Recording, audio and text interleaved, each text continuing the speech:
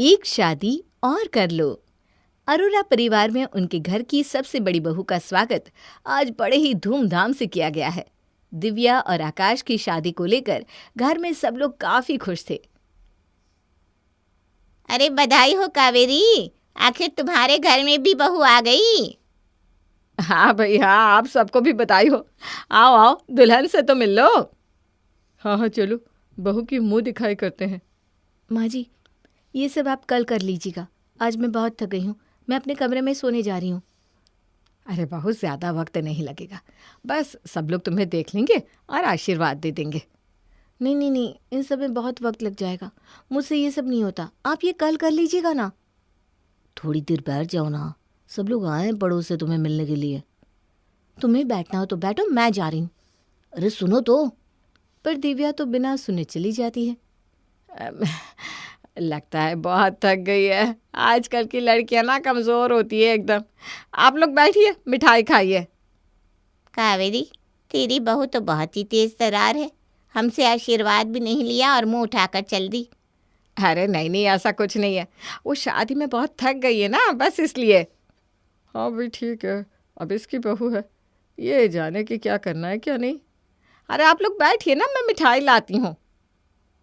अब जिसको देखने आए थे वो तो चली गई, हम बैठकर क्या करेंगे कावेरी? हाँ हम भी चलते हैं, जब वो अच्छे मूड में हो ना तब बता देना, ठीक है? हम आशीर्वाद देने आ जाएंगे। अरे ऐसे मत कहो तुम दोनों रुको, मैं मिठाई लेकर आती हूँ। दिव्या के ऐसे चले जाने से आसपास की सभी औरतें बातें बनाने लगी थी और कावेरी को भी शर्मिंदगी महसूस होने लगी। लेकिन कावेरी ने दिव्या से कुछ नहीं कहा। लेकिन दिव्या का ऐसा बर्ताव आकाश को अच्छा नहीं लगा, इसलिए उसने कमरे में जाकर दिव्या से इस बारे में बात की। यहाँ बैठकर भी तुम फोन ही चला रही हो ना, थोड़ी देर वहाँ बैठ जाती तो।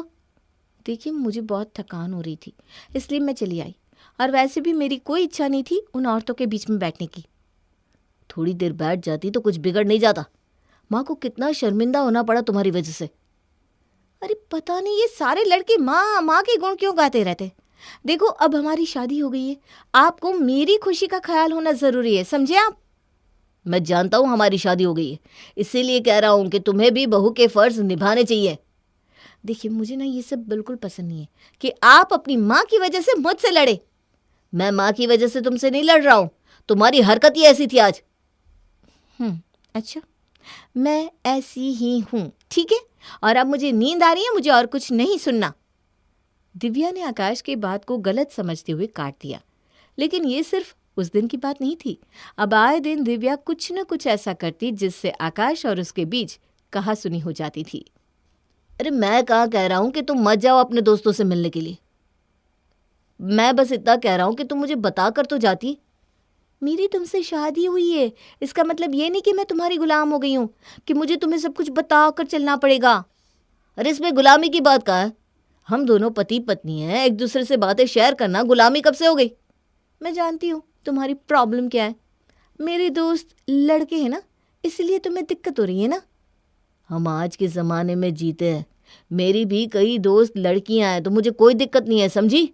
और ना ही मेरी मानसिकता इतनी छोटी है। मैं तो बस तुमसे इतना कह रहा हूँ कि बता कर जाती तो अच्छा रहता, ऐसे बिना बताए कहीं भी चली जाती हो। मेरी तो ज़िंदगी खराब हो गई है तुमसे शादी करने के बाद। अपने मायके में कहाँ मैं राजकुमारी की तरह रहती थी, और यहाँ तुमने मुझे नौकरानी बनाकर रख दिया है। किस हिसाब से तुम खुद को नौकरानी कह रही हो? हाँ, माँ ने आज तक तुमसे कभी ज़्यादा काम नहीं करवाया, उल्टा वो खुद इस उम्र में तुमसे ज़्यादा काम कर लेती है। हाँ, बस सारा दिन माँ माँ के गुण गाते रहो। तुमसे ना बात करना ही बेकार है सच में। अरे तो मत करो ना, किसने कहा है मुझसे बात करने के लिए? मेरे पास बहुत है बात करने वाले, जो करना है करो। आकाश और दिव्या की शादी में कुछ भी ठीक नहीं था। शायद शादी के पहले दिन से ही उनके बीच में ना तो प्यार पनप पाया था और ना ही कोई लगाव। आकाश ने अपने रिश्ते को बचाने की जब जब कोशिश की, तब तब दिव्या ने उसे दुखी कर दिया, जिससे अब उनके बीच शादी को आगे बढ़ाने की कोई गुंजाइश बाकी नहीं थी। दिव्या, मैंने यहाँ पैसे रखे थे, कहाँ गए? मुझे ज़रूरत थी तो मैंने ले लिए। अरे मुझसे पूछ तो लेती एक बार, वो मेरे नहीं ऑफिस के पैसे थे, मेरे बॉस ने मुझे संभाल कर रखने के लिए दिए थे। हाँ वही मैं सोचूं, तुम जैसे कंगाल के पास इतने पैसे आए कहाँ से? अपनी जबान संभाल कर बात किया करो दिव्या, और जितने पैसे लिए वो सब वापस करो जल्दी। वो सब तो खर्च हो गए, नहीं है मेरे पास अब। क्या सारे पैसे खर्च कर दिए? ऐसा तो तुमने क्या लिया है जो सारे पैसे खर्च कर दिए? अब एक एक पैसे का हिसाब दूं क्या तुम्हें? 20,000 रुपये थे यहाँ, 1-2 रुपया नहीं था जो तुमसे हिसाब ना मांगू। बताओ मुझे कहाँ खर्च किए तुमने? पता नहीं मेरे पापा को भी क्या सूझी थी जो उन्होंने मेरी शादी तुम जैसे कंगाल इंसान से करवा दी। मेरी ज़रूरत तो पूरी नहीं कर सकते, आए मुझसे हिसाब मांगने। एक तो तुमने चोरी की है, मेरे पैसे ले लिए और ऊपर से ऐसा बर्ताव कर रही हो मेरे साथ। अगर मुझसे शादी नहीं करनी थी तो पहले ही कह दिया होता, मैं इस तरह रोज रोज दुखी तो ना होता।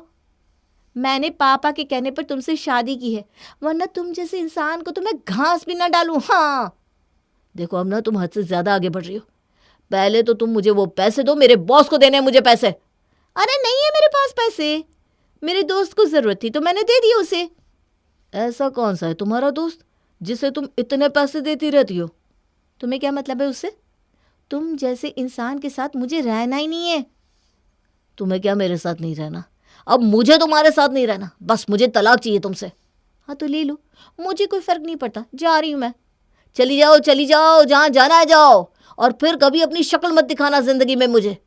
तुमने जितना मुझे दुख दिया है ना, शायद ही मैं कभी इस चीज़ से उभर पाऊंगा। आकाश और दिव्या ने आखिर अपना रिश्ता खत्म कर ही लिया। वैसे भी उस रिश्ते में कभी प्यार और लगाव तो था ही नहीं, इसलिए शादी का होना ना होना एक बराबर ही था। लेकिन इस चीज़ ने आकाश के मन पर बहुत गहरा असर डाला, जिस वजह से अब वो दूसरी बार किसी भी रिश्ते में बंधने के लिए तैयार ही नहीं था। आकाश, ऐसे कैसे चलेगा बेटा? तेरी शादी को टूटे 1 साल से ऊपर हो गया है। कितने रिश्ते आए तेरे लिए, तू मानता क्यों नहीं?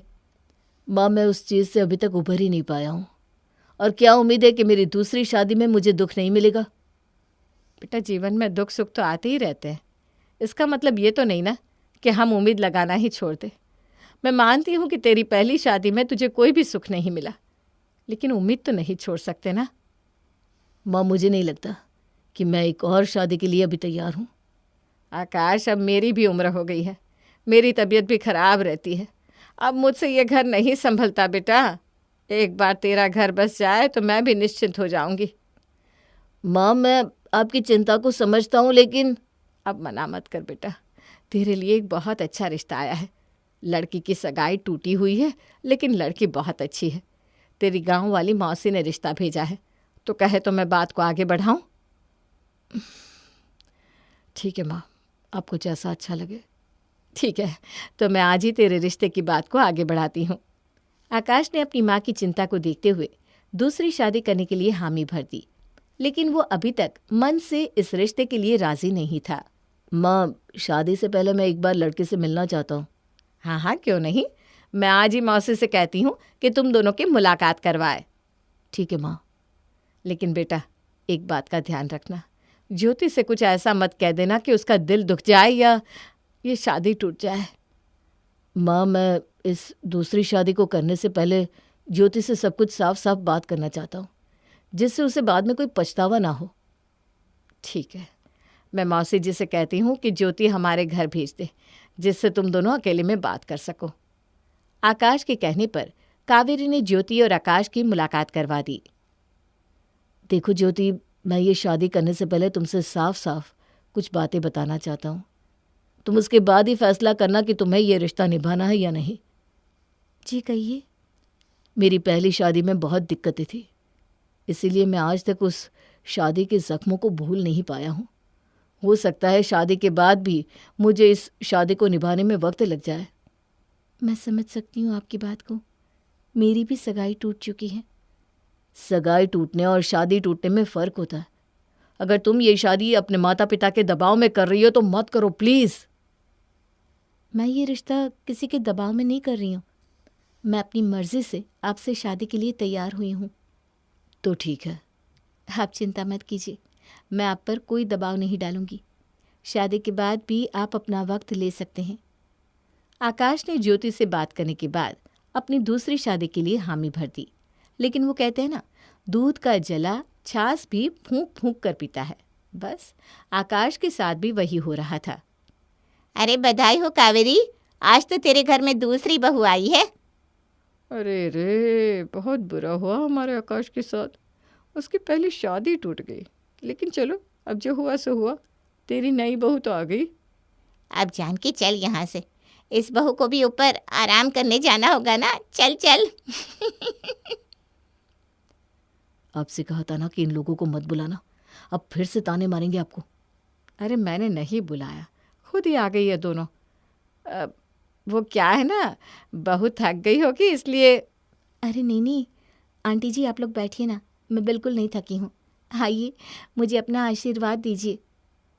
अरे वाह, हाँ हाँ आते हैं हम। अरे ये तो बहुत सुंदर है कावेरी, है ना? आंटी जी आप बैठिए, मैं आपके लिए शरबत बना कर लाती हूँ। हाँ हाँ बहू जा। कावेरी, तेरी नई बहू तो काफ़ी समझदार है। घर में आए मेहमान का स्वागत कैसे करते हैं खूब जानती है। हाँ सच में, अब मैं निश्चिंत हूँ आकाश को लेकर। ज्योति ने आते ही कावेरी का दिल जीत लिया। जिन कड़वी यादों से कावेरी निकल ही नहीं पाई थी, ज्योति ने अपने प्यार और लगाव से उन यादों को मिटा दिया। लेकिन आकाश अभी भी ज्योति को पूरी तरह से अपना नहीं पाया था। ज्योति बेटा, तूने तो आते ही पूरे घर को संभाल लिया है। मुझे तुझ पर अब पूरा भरोसा है। लेकिन मैं जानती हूँ कि आकाश अभी भी तुझे अपना नहीं पाया। माँ जी, किसी पर विश्वास करना इतना भी आसान नहीं होता है, और वो भी तब जब आपका विश्वास बार बार टूट चुका हो। लेकिन आप चिंता मत कीजिए, मैं अपने रिश्ते को संभाल लूँगी। ये हुई ना बात। अच्छा माँ जी, मुझे बाज़ार में कुछ काम है, मैं ज़रा होकर आऊँ? हाँ हाँ बेटा जाओ। ठीक है, मैं थोड़ी देर में आती हूँ। ज्योति के जाने के बाद आकाश घर आता है और देखता है कि ज्योति घर में नहीं है। माँ, ज्योति कहीं दिखाई नहीं दे रही। हाँ, उससे कहा कि उसे बाजार में कुछ काम है तो बाजार गई है बेटा। बाजार में? मुझे तो लगता है अपने किसी दोस्त से मिलने गई होगी। हाँ, आपको याद नहीं, दिव्या भी ऐसे ही चली जाती थी और घंटों घर नहीं आती थी। आकाश, ज्योति वैसी नहीं है बेटा। सारी लड़कियां ऐसी होती है माँ। अब देखना कितनी देर से आती है और आकर कहेगी, माँ जी बाजार में कुछ अच्छा नहीं मिला। लेकिन मुझे तो मिल गया। ये देख, ज्योति आ भी गई। माँ जी, मैं ये सब्जियाँ लाई हूँ, और ये मशरूम भी। ये कल आपसे कह रहे थे ना मशरूम खाना है, इसीलिए मैं बाज़ार में वहाँ चौक पर गई थी मशरूम लाने, इसलिए थोड़ी देर लग गई। अरे बेटा, तू इतनी दूर गई थी बस ये मशरूम लाने? देखा आकाश, तेरी एक फरमाइश पर वो इतनी दूर पैदल गई थी। अरे कोई बात नहीं, आप हाथ मुँह धो लीजिए, मैं थोड़ी देर में मशरूम बना देती हूँ। आकाश, मैं जानती हूँ तू अब तक अपनी पहली शादी से उभर नहीं पाया, लेकिन ज्योति की कोशिश को नज़रअंदाज मत किया कर बेटा। ज्योति की कोशिश को देखकर अब आकाश के मन में भी ज्योति के लिए कहीं ना कहीं कुछ उम्मीदें जागने लगी थी, लेकिन फिर भी कभी कभी वो उस पर पूरी तरह विश्वास नहीं कर पाता था। अरे यहीं तो रखे थे, कहाँ चले गए? क्या ढूंढ रहे हैं आप? मैंने यहाँ पैसे रखे थे, अब मिल नहीं रहे। हाँ, वो पैसे मैंने लिए थे। अरे तुम्हें पैसे चाहिए थे तो मुझसे मांग लेती, मैं दे देता। पता नहीं तुम लड़कियों को चोरी करने की आदत क्यों है। किसे देने थे पैसे, अपने दोस्त को या किसी और को? पता नहीं क्या किस्मत है मेरी, हर बार मेरे साथ ही ऐसा क्यों होता है। अरे मैंने वो पैसे अलमारी के लॉकर में रखे हैं। यहाँ काम वाली पोछा लगा रही थी ना, तो मैंने संभाल कर लॉकर में रख दिए। ये लीजिए लॉकर की चाबी। आकाश लॉकर खोलता है तो सारे पैसे वहीं पड़े थे। आकाश को खुद पर शर्मिंदगी होती है कि उसने बिना सच जाने ज्योति को इतना सब कह दिया। मुझे चोरी करने की आदत नहीं है, आज के बाद मैं आपकी किसी भी चीज़ को हाथ नहीं लगाऊंगी। सॉरी, मेरा मतलब वो नहीं था। अगर आपको मुझ पर विश्वास नहीं है तो आप अपनी अलमारी को ताला मार कर रख दीजिए। अरे ज्योति, मेरी बात तो सुनो। आकाश की बातों से ज्योति को बहुत बुरा लगा था। उसने पूरे दिन आकाश से बात नहीं की।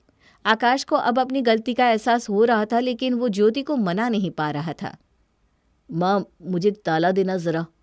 क्यों, क्या करेगा ताले का? मुझे अपनी अलमारी पर लगाना है। ये तो सच में ताला लगा रहे हैं, इन्हें अभी तक मुझ पर विश्वास नहीं है। अरे अलमारी पर ताला क्यों लगा रहा है? मेरी बहुत सारी कीमती चीज़ें पड़ी है उस अलमारी में, आप बस ताला दीजिए मुझे। आकाश अलमारी को ताला लगा कर आता है और चाबी लाकर ज्योति के हाथ में रख देता है। आप ये चाबी मुझे क्यों दे रहे हैं? आज से मेरी हर कीमती चीज़ पे तुम्हारा हक है ज्योति। इस चाबी के साथ मैं तुम्हें अपना विश्वास भी दे रहा हूँ। ये हुई ना बात। और आज तुम खाना मत बनाना। क्यों? आपको मेरे हाथ का खाना अच्छा नहीं लगता? नहीं, आज हम दोनों बाहर खाना खाने जा रहे हैं। आए, तुम दोनों को किसी की नजर ना लगे बच्चों।